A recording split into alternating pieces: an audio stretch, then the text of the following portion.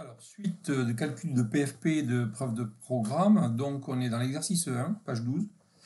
On a fait le premier, donc on passe au second. Bon, c'est pareil que le premier.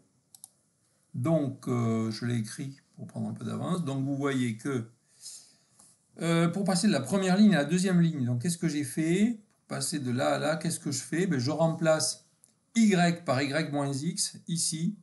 La seule occurrence de y dans la post-condition, j'ai remplacé. Bon, je recommence. Ça me fait ça. Alors, je l'arrange parce que ça fait x plus y moins x. Bon, mais ça fait y. Hein. Donc, ça fait y égale c. Donc, il me reste à remplacer x par x moins y dans y égale c. Mais dans y égale c, il n'y a aucune occurrence de x. Donc, j'ai rien à faire. Donc, la PFP, c'est y égale c. J'ai trouvé ma PFP. Bon, le troisième, c'est le même, donc je ne l'ai pas écrit. Le quatrième, il est plus intéressant parce que là, il y a deux trucs intéressants. Là j'ai b exposant 0,5, autrement dit racine carrée de b. Et puis là, j'ai divisé par b moins 2.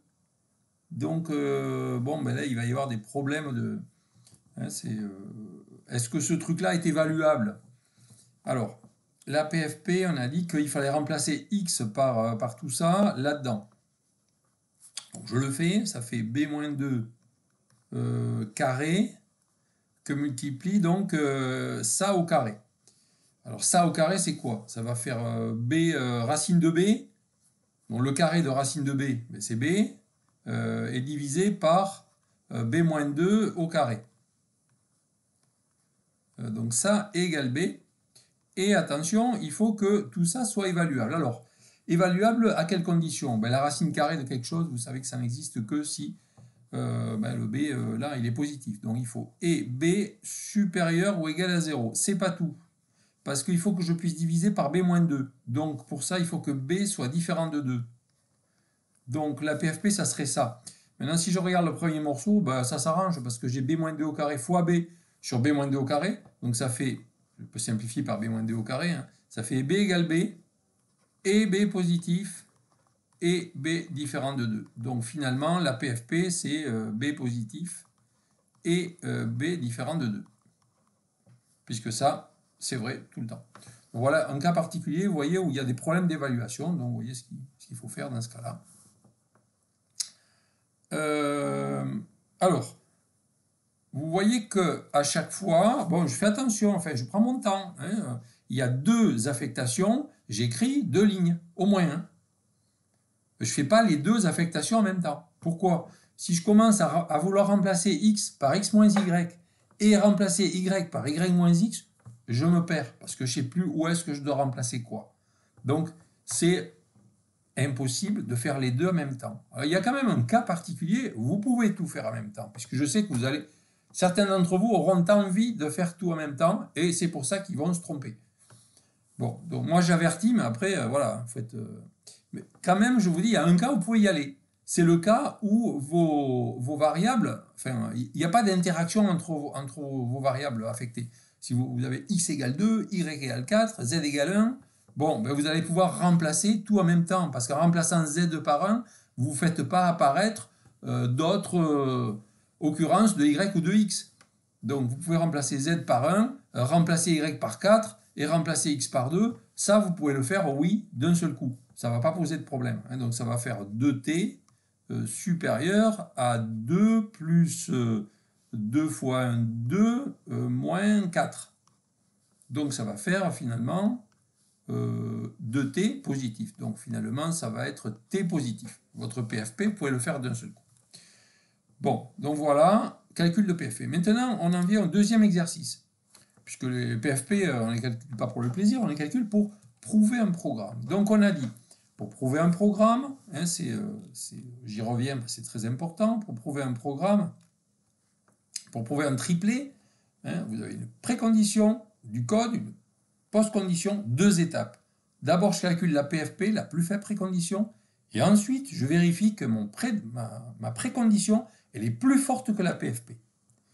Donc ici, exemple, voilà, j'ai un petit programme, donc j'ai précondition, mon code S est post-condition. Pour le moment, la précondition, je la laisse tomber, je ne m'en occupe pas, je calcule simplement la PFP. Donc, calcul de PFP, bon, ça va être un peu plus pénible, hein. Il y a 4 affectations et la post-condition, elle est là. Donc, toujours pareil, je procède toujours de la même manière. Hein. Donc ça, c'est pas... Il n'y a rien à faire. Hein. Je procède en... Vous pouvez pas changer ça. Hein. Je procède en remontant, toujours. Donc, je commence par la dernière. Là. Et donc, je vais remplacer... Je remplace x par x moins y moins z, ici. C'est ce que j'ai fait là, et j'obtiens ça. Bon, je continue, et donc, cette fois-ci, je vais remplacer y par x moins y moins z, partout où y apparaît. Donc, il apparaît une fois ici, il apparaît une fois là. Donc, je remplace 2 fois. Bon, quand je suis là, je calme le jeu parce qu'il y a des simplifications qui se font là. X moins y, z moins z, il reste y égale b. Donc voilà, j'arrange et ensuite je recommence. Je vais donc remplacer z par x moins y moins z, donc ici et là. Donc je fais ça et j'obtiens cette ligne-là. Bon, là encore, je simplifie, ça fait x moins y moins x plus y plus z. Ça fait z égale c, et ici, pareil. Il me reste à remplacer x par x plus y plus z, uniquement à ce niveau-là. Bon, le y et le z s'en vont, et j'obtiens la PFP, que j'ai appelée PFP de l'exo 2, c'est ça. Donc, calcul de PFP, c'est ça le plus pénible. Hein, donc, c'est là, petit à petit. Deuxième étape, je prouve l'implication. C'est-à-dire, je prouve que, si je reviens à mon exo, que ça, la précondition, là, implique la PFP que je viens de calculer. Bon, alors, en général, cette partie-là est facile. Hein. Vous voyez que la précondition, c'est x égale a, et y égale b, et z égale c. Et que la PFP qu'on a trouvée, bon, mais c'est la même chose, sauf que l'ordre des conjoints est différent. Hein, mais on a bien y égale b, et z égale c, et x égale a. Ok. Donc, bon, ben, mon programme, il est ce qu'il est. Hein, en tout cas, enfin, je veux dire, je ne sais pas à quoi il sert, mais en tout cas, il est juste.